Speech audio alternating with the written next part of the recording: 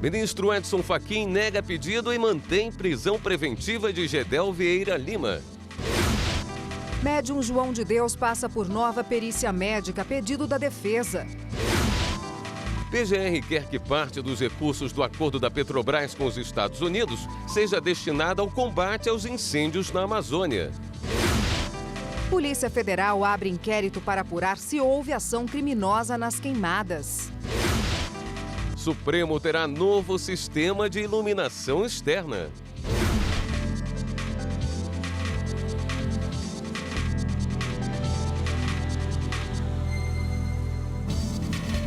Olá, boa noite. Boa noite.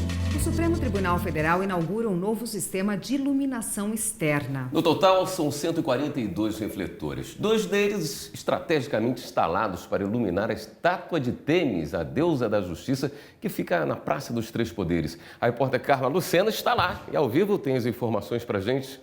Oi, Carla. Boa noite. Oi, William, boa noite para você, boa noite a todos que nos acompanham aqui no Jornal da Justiça. É exatamente isso, já estou aqui na Praça dos Três Poderes. Daqui a pouco, a expectativa é que seja inaugurada a nova iluminação do Supremo Tribunal Federal pelo presidente do STF, o ministro Dias Toffoli, e também pelo governador de Brasília, Ibanez Rocha. Inclusive, o governador de Brasília chegou agora há pouco aqui ao Supremo Tribunal Federal para participar. Teremos aí 2 solenidades e uma delas é a inauguração dessa nova iluminação, e é exatamente isso. Foram instalados aqui ao redor do Supremo Tribunal Federal 140 refletores de 35 watts, refletores aí de LED que vão iluminar todo esse prédio aqui, então, central, em frente à Praça dos Três Poderes. E como você disse, 2 aí já maiores de 200 watts foram instalados aqui, ó, bem próximo da estátua que está logo aqui atrás da gente. Essa é a primeira etapa de um acordo que foi assinado em maio pelo Supremo Tribunal Federal e o governo de Brasília. Naquela época, o GDF, então, transferiu parte da gestão da Praça dos Três Poderes para o STF e a partir daí vão ser, então, várias ações de revitalização da Praça dos Três Poderes, dos Bosque dos Pinos e também do Bosque dos Ministros, que fica logo ali atrás. A ideia desse acordo é tornar aqui a Praça dos Três Poderes mais próxima do cidadão, uma praça aberta, e a partir daí, essa, então, a iluminação é só a primeira ação. O Ilha vai ter também alteração de calçada, acessibilidade. Então, a ideia é trazer todo mundo aqui para a frente do Supremo Tribunal Federal e poder acompanhar aqui os outros poderes também. Estamos bem na frente do Palácio do Planalto e também do Congresso Nacional. A expectativa é de que, então, que o ministro Dias Toffoli e o governador de Brasília daqui a pouco desçam por aqui e façam a inauguração dessa iluminação. Eu vou seguir aqui e volto a qualquer momento. Segue com você, William.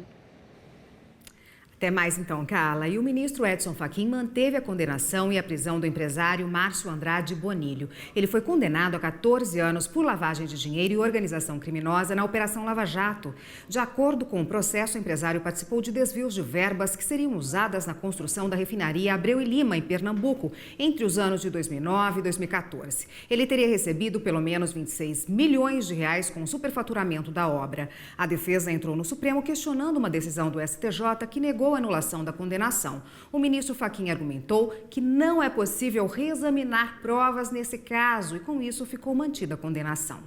O ministro Edson Fachin também negou o pedido de liberdade de Gedel Vieira Lima. O ex-ministro está preso desde 2017 no complexo penitenciário da Papuda, em Brasília. Na petição apresentada ao Supremo Tribunal Federal, a defesa de Gedel Vieira Lima argumentou que ele está em situação de vulnerabilidade por estar preso em um pavilhão de segurança máxima. Também alegou existir fato novo e cita a decisão da Justiça Federal em Brasília, que absolveu Gedel da acusação de atrapalhar investigações.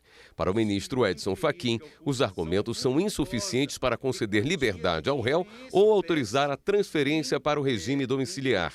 No Supremo Tribunal Federal, o ex-ministro responde pelos crimes de lavagem de dinheiro e associação criminosa.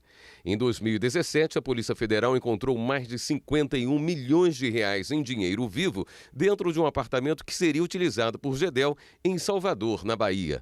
A ação fez parte da operação da Polícia Federal, que apura fraudes na liberação de créditos da Caixa Econômica Federal. Nós tentamos falar com o advogado de Gedel Vieira Lima, mas não tivemos resposta.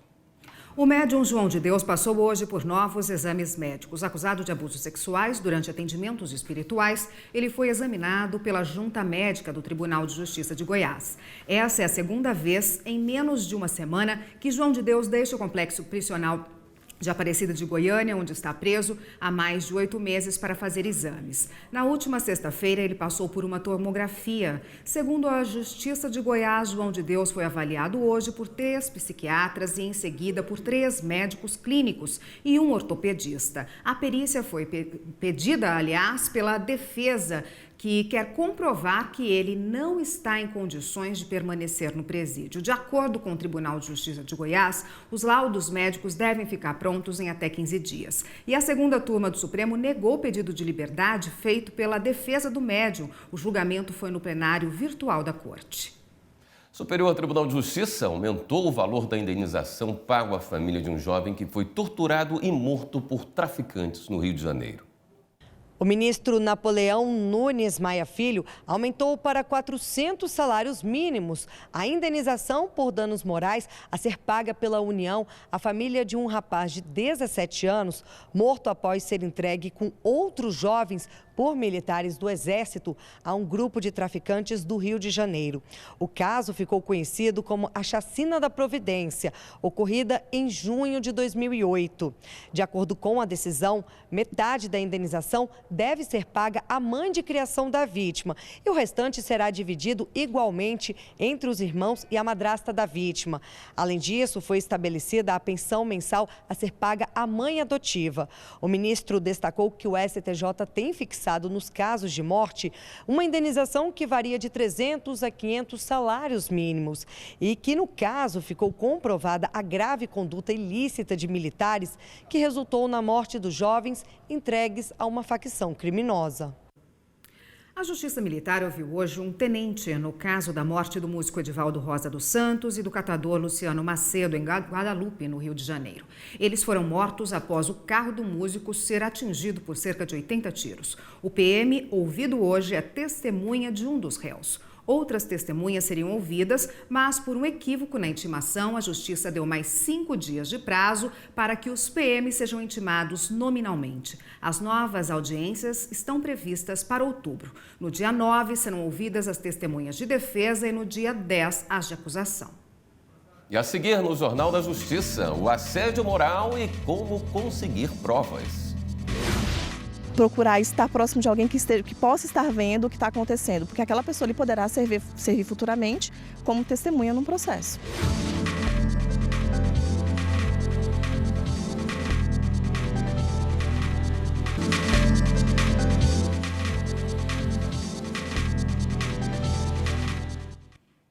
A Procuradora-Geral da República, Raquel Dodge, pediu no Supremo que parte dos recursos pagos pela Petrobras no acordo firmado com os Estados Unidos seja destinada ao combate aos incêndios na Amazônia. No ano passado, a empresa firmou um acordo de mais de 800 milhões de dólares para não ser processada por fraude na justiça americana. Pelo acordo, a maior parte desse dinheiro ficou no Brasil.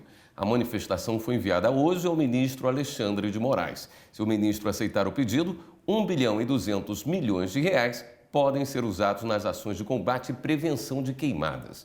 O restante dos recursos deve ser usado na educação e tecnologia. E a Procuradora-Geral da República se reuniu hoje com os integrantes da Força Tarefa Amazônia. O objetivo é discutir as ações do Ministério Público para proteger a região que sofre com queimadas. Segundo a Procuradora, é urgente saber se o fogo é resultado de alguma ação ilegal. E caso isso seja confirmado, é preciso identificar e punir os responsáveis. E a Polícia Federal investiga a atuação criminosa nos incêndios na Amazônia. A Operação Verde Brasil teve início na manhã de hoje para identificar possíveis crimes ambientais na região. A ação teve a participação das Forças Armadas, do IBAMA e da Força Nacional nas áreas de fronteira, nas terras indígenas e nas unidades de conservação ambiental. A Polícia Federal também abriu inquérito para investigar a possível existência de ações premeditadas que teriam gerado as queimadas e os focos de incêndio. Agredir o professor em sala de aula se tornou prática comum no país. Segundo uma pesquisa feita pela Organização para a Cooperação e Desenvolvimento Econômico, 12,5% dos professores ouvidos no Brasil disseram ser vítimas de agressões verbais ou de intimidação de alunos pelo menos uma vez por semana. É o maior índice entre os 34 países pesquisados. Nas escolas, o retrato da crescente violência. Nestas imagens, num colégio no Rio de Janeiro, é possível ver os alunos humilhando um professor.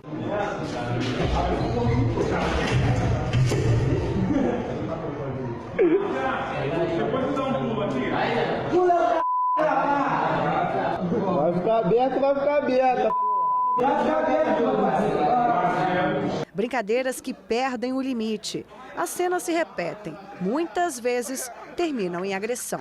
No Distrito Federal, quase 97% dos professores da rede pública já presenciaram alguma cena de violência na escola e quase 60% deles já foram vítimas. No Mato Grosso do Sul, a situação é bem parecida e pressionou o governo local a sancionar a Lei 10.473 para tentar proteger os profissionais da educação. Por lá, o aluno que bate no professor ou em qualquer funcionário da escola pode ser afastado da unidade de ensino e ainda é obrigado a prestar algum tipo de trabalho comunitário. O juiz, junto com o promotor também da Promotoria da Infância, irão ali verificar o caso, qual seria a melhor medida, né, para poder não só aquele jovem poder se reinserir na própria escola, na comunidade escolar em que ele convive e também, de igual maneira, também reparar aquele ato que ele cometeu também. Em São Paulo, no ano passado, foram registrados 434 casos de ocorrência escolar, média de 2 agressões por dia letivo. Este diretor de uma escola do DF lamenta a situação e diz que a violência é reflexo da falta de limites do estudante ou do envolvimento dele com o crime. A escola é o reflexo da sociedade. A violência que cresce lá fora passa por aqui. Os professores, eles hoje são olhados assim, não como aquele agente que está para fazer o aluno crescer, mas muitas vezes eles olham para nós como os inimigos da sociedade, para eles. Então, estamos aqui e eles não têm muitas vezes, a falta de respeito imensa por nós. Uma das diretoras do Sindicato dos Professores do DF concorda. Ela ainda conta que muitos profissionais estão desanimados. Dos quase 40 professores de cada escola, 7 são afastados por depressão e síndrome do pânico. Os desafios para promover uma educação de qualidade são constantes. Você tem que trabalhar para que essa desigualdade dentro da própria rede, ela seja superada, ela seja vencida pelos professores. A Procuradora-Geral da República, Raquel Dodge, pediu para que o ministro Marco Aurélio Mello, do Supremo Tribunal Federal, reconsidere a decisão que concedeu habeas corpus preventivo a Hugo Alves Pimenta, condenado por homicídio na chacina de Unai. Na semana passada, o ministro aceitou o pedido da defesa para que Pimenta não fosse preso até o fim do processo, quando não cabe mais recurso na Justiça. Hugo Pimenta teve a condenação confirmada pelo Tribunal Regional Federal da Primeira Região. A pena foi de 31 anos e 6 meses de prisão. Ele foi considerado culpado por homicídio qualificado na morte de 3 auditores fiscais e um motorista do Ministério do Trabalho em 2004. Decisão recente do Tribunal Regional do Trabalho de Goiás reforçou o entendimento de que denúncias de assédio moral devem apresentar provas. Por isso, o trabalhador que enfrenta esse tipo de problema deve ficar atento para registrar as situações de constrangimento. Um estudo feito por uma empresa de recursos humanos constatou que em todo o Brasil, 52% dos trabalhadores alegam que já sofreram com assédio moral. Nas ruas, os relatos são muitos. É muito comum.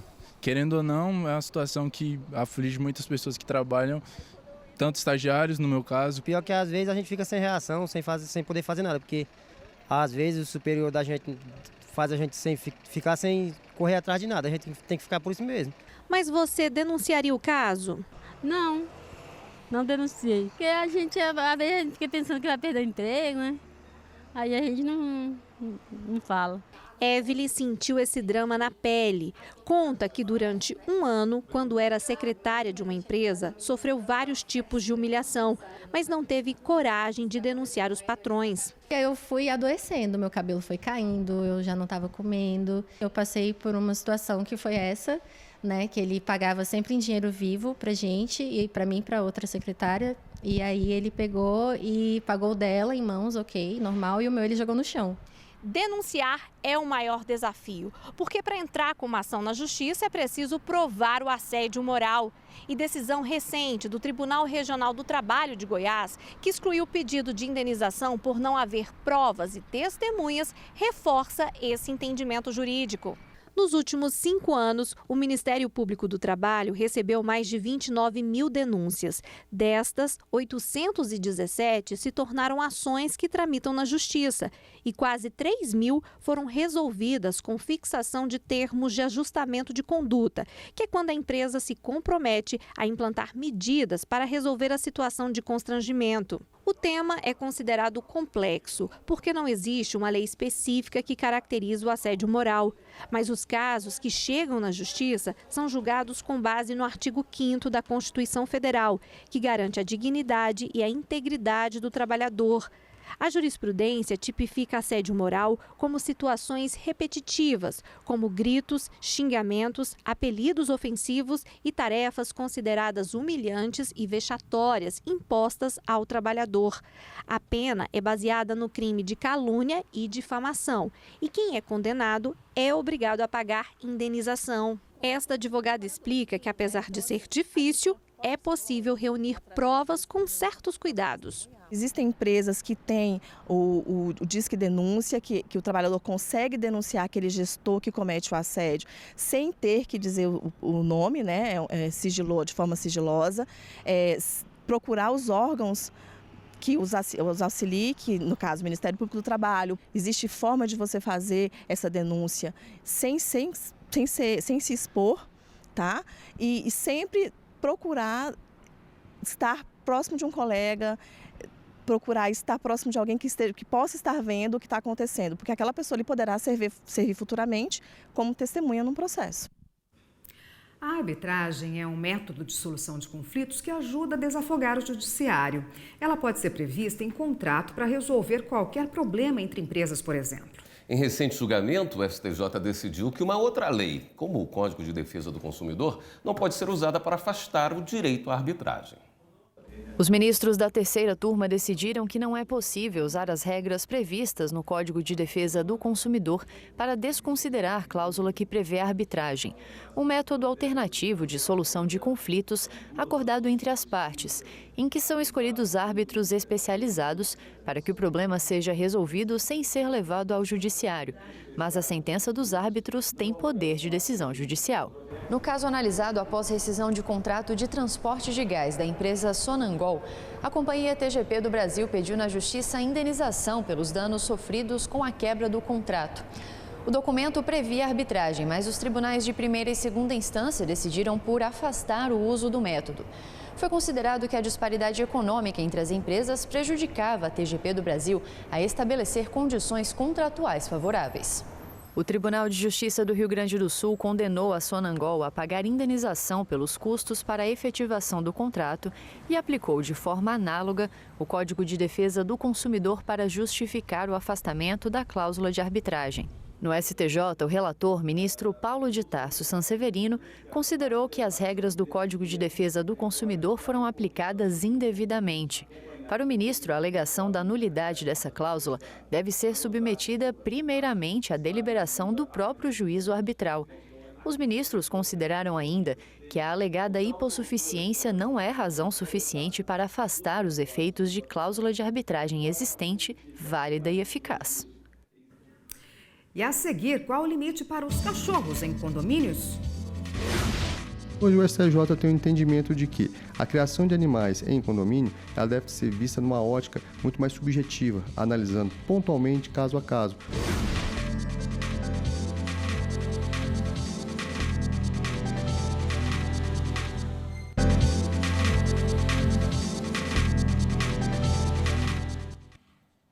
Em Florianópolis, a justiça determinou que uma aposentada se desfaça de 2 dos 4 cães dela. O motivo?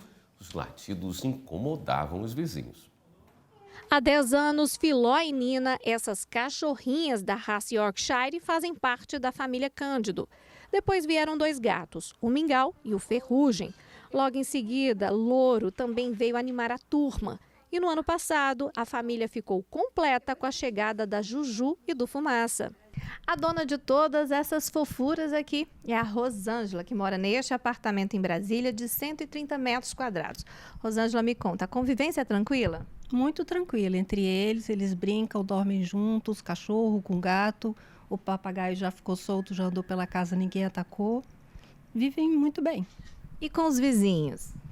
Com os vizinhos também, eu não tive reclamações, e assim, há um acordo de mais ou menos de cavalheiros, né? Então da gente não incomodar, mas todos os meus vizinhos também têm bichos e nós convivemos muito bem, sem problemas. No prédio de Rosiane, os pets também são queridos.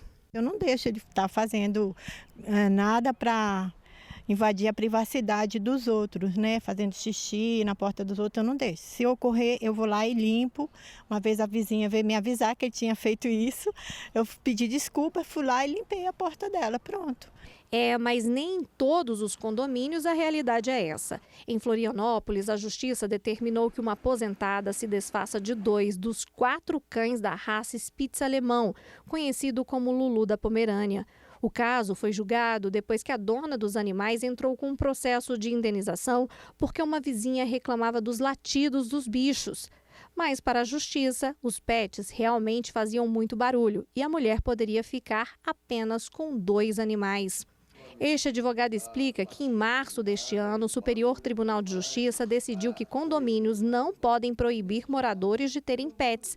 Já sobre a quantidade e as espécies de animais, a permissão deve seguir alguns critérios. Hoje o STJ tem o entendimento de que a criação de animais em condomínio ela deve ser vista numa ótica muito mais subjetiva, analisando pontualmente caso a caso. Como o próprio Código Civil estabelece, a Lei 4.591 de 64, os casos objetivos de verificar se efetivamente aquele animal causa incomodidade, se aquele animal causa insegurança e se aquele animal causa insalubridade ao ambiente que se mora. Porque nós temos que lembrar que morar em condomínio é abrir mão do individual em proveito coletivo. É hora de dar um giro na rede para saber das últimas notícias.